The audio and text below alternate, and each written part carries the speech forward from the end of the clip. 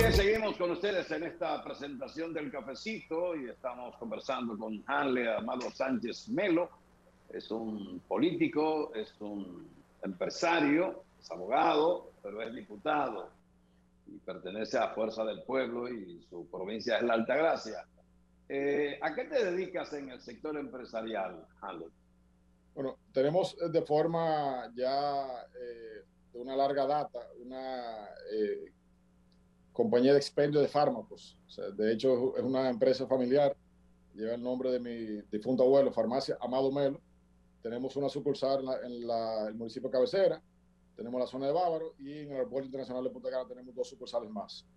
Nos dedicamos a eso y también al negocio de bienes raíces. Tenemos algunas propuestas inmobiliarias en la zona, que tenemos muchos años ya trabajando en el área y eso es lo que realmente a nosotros nos da, digamos, el sustento, porque usted sabe que la política hoy en día se ha vuelto clientelar. Entonces, usted hablaba ahorita de filántropo, y la parte de filantropía muchas veces se mezcla con la de usted tener que darle a los demás. A mí me gusta más hacer obras de bien que puedan impactar a los sectores, a comunidades. Nosotros tenemos un programa que se llama Tu Diputado Te Escucha y Te Cumple. Tiene que ver con recoger necesidades de diferentes sectores. Por ejemplo, en el día sábado fuimos a una comunidad a entregar una computadora a una junta de vecinos que tenía un curso precisamente de farmacia y no tenía computadora. Fuimos a llevarle a una señora que dirige una comunidad en Verón, que estaba en su casa con su papá enfermo y no tenía una estufa. O sea, fuimos a llevarle una estufa. O sea, es decir, nos gusta hacer obras que impacten a las comunidades, porque yo pienso que con eso que uno debe de ir trabajando. El clientelismo político es algo que ha permeado la sociedad, lamentablemente, pero hay que ver cómo se puede ir cambiando un poco esa parte y que la población entiende de que los políticos no estamos para dar nada. Los políticos estamos para satisfacer las necesidades dentro del marco de lo que tiene que ver con comunidades, ¿no? Que impacten comunidades, no de manera individual, y a eso nos dedicamos aquí en la provincia de Altagracia. Por lo menos en Santiago hemos hecho un estimado de que para ganar una diputación hay que invertir mucho dinero. Se han puesto hasta cifras, un estimado de entre 10, 15, 20 millones de pesos. ¿Qué se invierte en la Altagracia para ser diputado? Bueno, yo le digo que en la zona específicamente de Verón Punta Cana es el voto per cápita más caro del país, según los estudios que hemos hecho. Porque la zona de Verón Punta Cana viven personas que no son autóctonos, no son nacidos y criados en la provincia. Son personas que vienen de diferentes comunidades, que vienen por ejemplo, los padres vienen a trabajar y bueno, ya se quedan. Entonces, evidentemente traen sus familiares de Barahona, de Santiago, de Santiago Caballero, de Los Motones, o sea, de cualquier zona del país, de Azua, de Pedernales.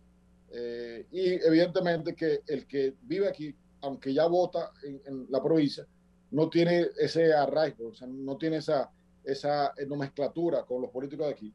Entonces el voto evidentemente que hay que comprarlo vulgarmente, como se dice, ¿no?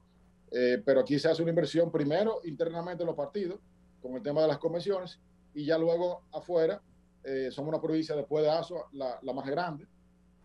Tenemos un radio de acción bastante amplio. Usted dice, bueno, de Boca de Yuma, que es un destino pesquero, una comunidad pequeña que tiene apenas 2 mesas electorales, pero tú tienes que visitarla. Y cuando tú sales, por ejemplo, de Boca de Yuma, y si te quieres, por ejemplo, trasladar a la entrada de La Zanja, que es una comunidad que está en la Laguna de Sibón, o sea, tú tienes un trecho bastante amplio y hay que recorrerla, toda la provincia. Sometimos un proyecto para dividir la provincia en 2 circunscripciones electorales, de forma tal de que los legisladores podamos tener un radio de acción mucho más pequeño, sobre todo los diputados, porque somos 5, somos de la poca provincia que aumentó en este pasado proceso del 2020, éramos 4 y aumentamos a 5, precisamente por la misma migración que tenemos en la provincia. Santo Domingo Este y la Altagracia fueron las únicas 2 que fueron evolucionando.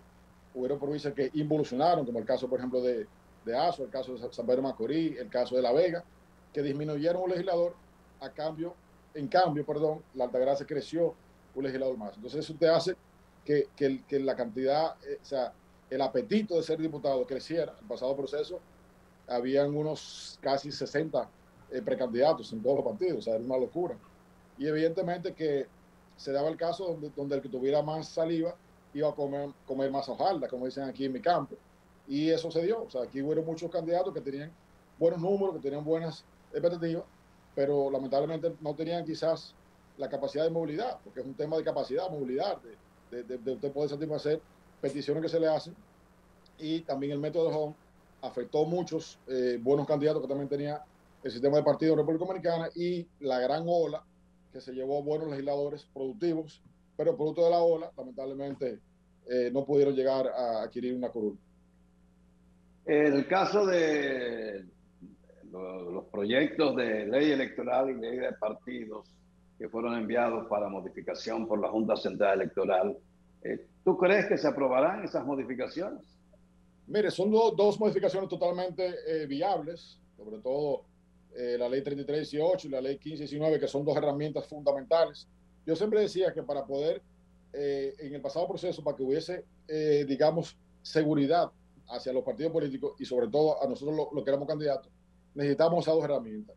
Se aprobó, yo tuve el privilegio de estar dentro de la comisión bicameral que trabajó los proyectos, pero ahí había una realidad, y era que había en ese momento un interés del gobierno de turno de aprobar cosas, no porque le beneficiaran al país, sino porque en ese momento era lo que convenía, ¿no? Y evidentemente que había una mayoría de los legisladores. Yo recuerdo que con el hoy presidente de la Cámara de Diputados y su amigo Víctor Leaza, santiaguero, y 3 diputados que éramos de la tendencia del presidente Fernández, hacíamos siempre minoría, es decir, votábamos siempre a favor de cosas que entendíamos que le convenía a la democracia, que le convenía a esa ley, pero éramos 13 miembros y evidentemente que se nos aplastaba al momento del voto, pero hicimos grandes aportes, muchos fueron rechazados, y hoy en día el tiempo no ha dado la razón, porque muchas de esas situaciones que se han dado ha tenido el Tribunal Constitucional que inclusive declararlo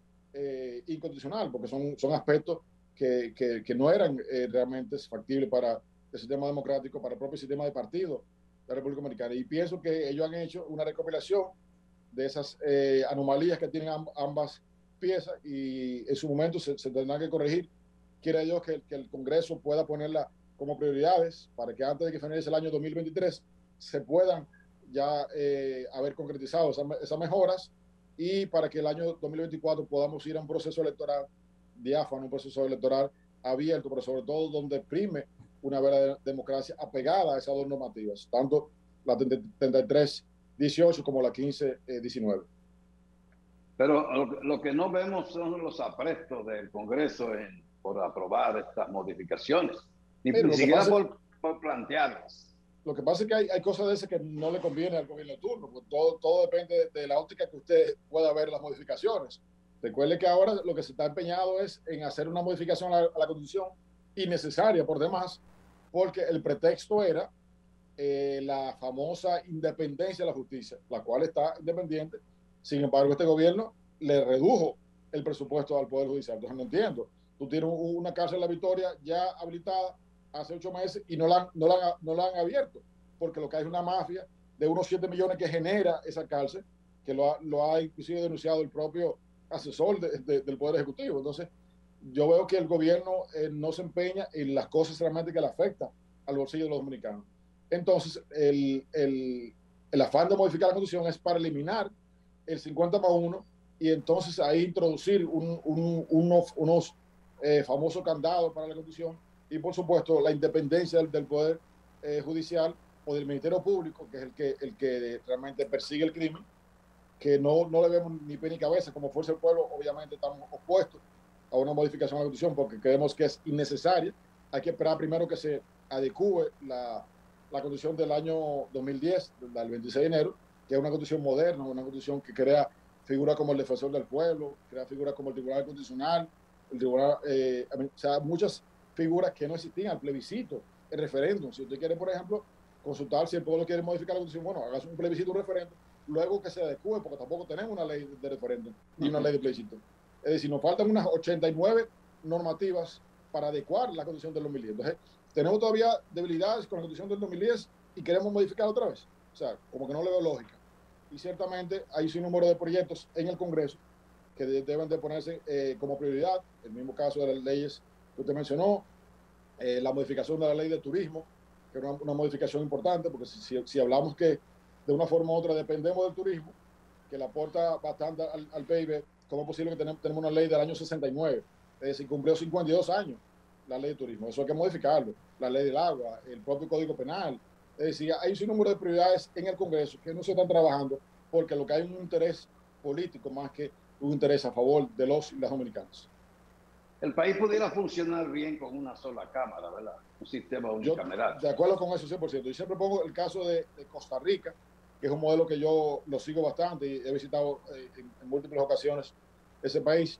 Ellos lo hicieron hace muchos años, o sea, y de hecho, ellos han mantenido el mismo número de legisladores. O sea, en ese momento, me parece que eran 17 senadores y unos 87 diputados. Ellos fusionaron el Congreso, dejaron un Congreso bicameral y al día de hoy sigue siendo el mismo número de legisladores.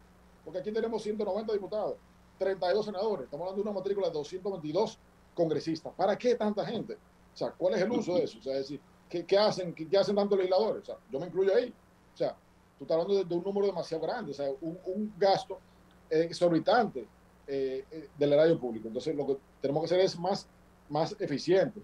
Yo también creo el caso, por ejemplo, de las elevaciones de los municipios, de los distritos. O sea, a veces muchas elevaciones son de forma alegre que hacemos los políticos para ganar adeptos, pero eso no es necesario. O sea, si uno tiene una buena jurisdicción y una buena administración que se pueda trabajar con la Junta de Vecinos, con los barrios, no hay por qué hacer elevaciones. Entonces yo pienso que aquí perfectamente pudiese haber un Congreso unicameral en un futuro no muy lejano que podamos trabajar en beneficio de los dominicanos y no en beneficio de los políticos, que es lo que se da muchas veces en los casos.